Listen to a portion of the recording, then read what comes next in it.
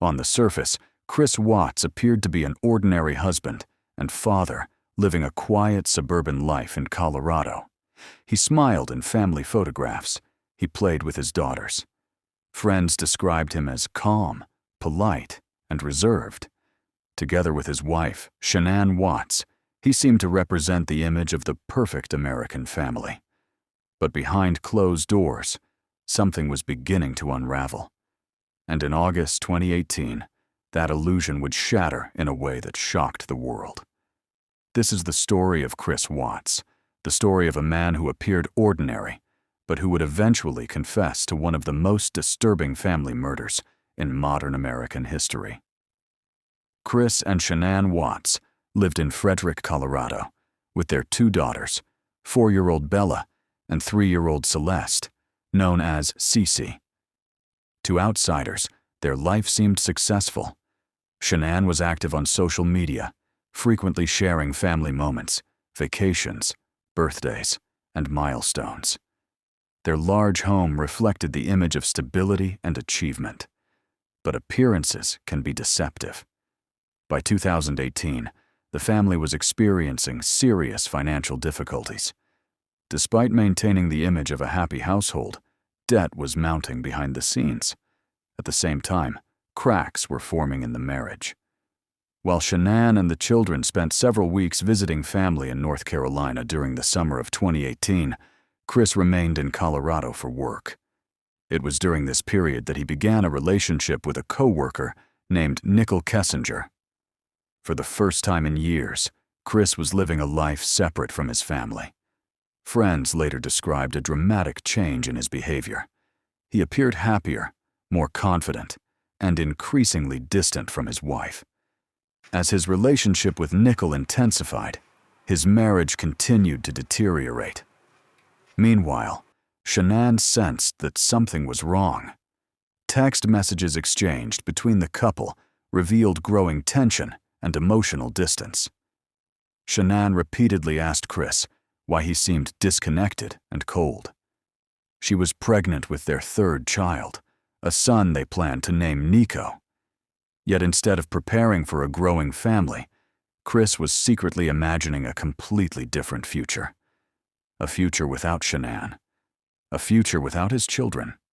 In the early morning hours of August 13th, 2018, Shanann returned home from a business trip. Security footage showed her arriving at approximately 1:48 a.m. It would be the last time she was ever seen alive. What happened inside the Watts home over the next several hours remains one of the most haunting aspects of the case. According to Chris's later confession, he and Shanann argued after she returned home. At some point during that morning, he strangled her in their bedroom. The woman he had promised to love and protect was dead. But the horror was only beginning. Chris later admitted that his daughters were still alive after Shanann was killed. Bella and Cece were placed inside his truck, along with their mother's body. Then he drove to an oil field, operated by his employer. The drive lasted nearly an hour. Investigators and prosecutors would later describe it as a journey that provided multiple opportunities to stop, reconsider, or seek help. But Chris continued. At the remote work site, he buried Shanann in a shallow grave. Then he murdered his daughters. The details are difficult to comprehend. Cece was killed first. Bella, according to Chris's confession, witnessed what happened to her sister. She reportedly asked her father a heartbreaking question. "Is the same thing going to happen to me?" Moments later, Bella was also killed. The bodies of the 2 girls were placed inside separate oil storage tanks. It was an act so shocking that even seasoned investigators struggled to process what they were seeing. By later that day, concern for Shanann's whereabouts was growing. When she missed appointments, failed to answer calls, and stopped responding to messages, friends became alarmed. One friend, recognizing that something was seriously wrong, contacted authorities and requested a welfare check. Police arrived at the Watts residence only hours after the murders. Chris appeared calm. He told officers that Shanann had taken the children and left after an emotional conversation. But almost immediately, investigators sensed inconsistencies. Shanann's car was still in the garage. Her purse remained inside the house. Her medication had been left behind. None of it made sense. As investigators examined the home, suspicion quickly intensified. Then came the television interviews. Standing in front of cameras, Chris pleaded for the safe return of his family. He claimed he had no idea where they were. He asked them to come home. But many viewers noticed something unsettling. His words expressed concern. His body language did not. Former investigators and behavioral experts later pointed to his detached demeanor, lack of visible emotion, and unusual responses during interviews. Although body language alone is not evidence, public suspicion grew rapidly. The investigation intensified. Detectives obtained surveillance footage from a neighbor's security camera. The footage showed Chris backing his truck into the driveway early that morning. Investigators considered the behavior unusual and potentially significant. At the same time, they learned about his affair with Nicole Kessinger. The image of the devoted family man was beginning to collapse. On August 15th, only 2 days after the murders, Chris agreed to take a polygraph examination. The results indicated deception. When confronted by investigators, his story began to unravel. Initially, Chris claimed that Shanann had killed their daughters and that he had killed Shanann in a fit of rage after witnessing it. But detectives continued pressing for the truth. Eventually, he confessed. The confession led investigators directly to the oil site, where the bodies were discovered. The nation watched in horror as the details emerged.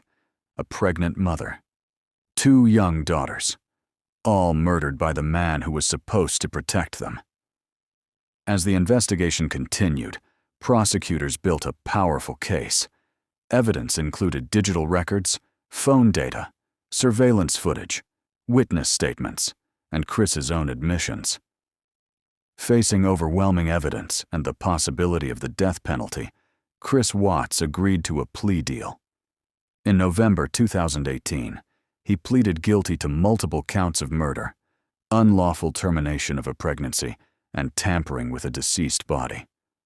During sentencing, the emotional impact on Shanann's family was impossible to ignore. Their statements painted a devastating picture of loss: a daughter, a sister, a mother. 3 lives erased in a single morning. Chris Watts was sentenced to life in prison without the possibility of parole, plus additional consecutive sentences. Today, he remains incarcerated. Yet years later, the case continues to fascinate and disturb people around the world.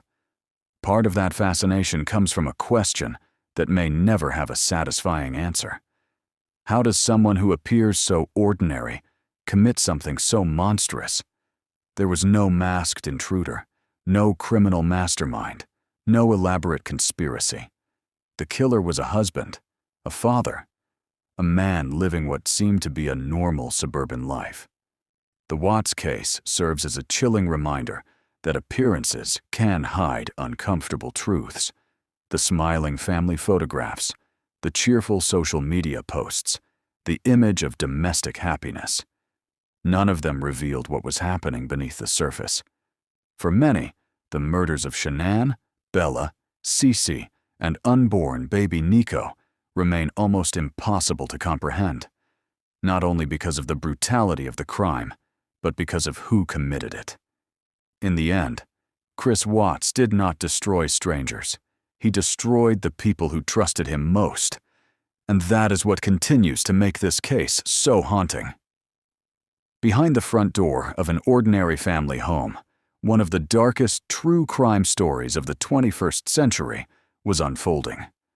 A tragedy hidden in plain sight, a family that never came home, and a secret that could not stay buried forever. Thanks for watching Diabolical Files. Don't forget to hit the bell icon to support the growth of the channel. Smash that like button if you enjoyed the video, and leave a comment with your suggestions for future investigations. See you in the next video. Bye.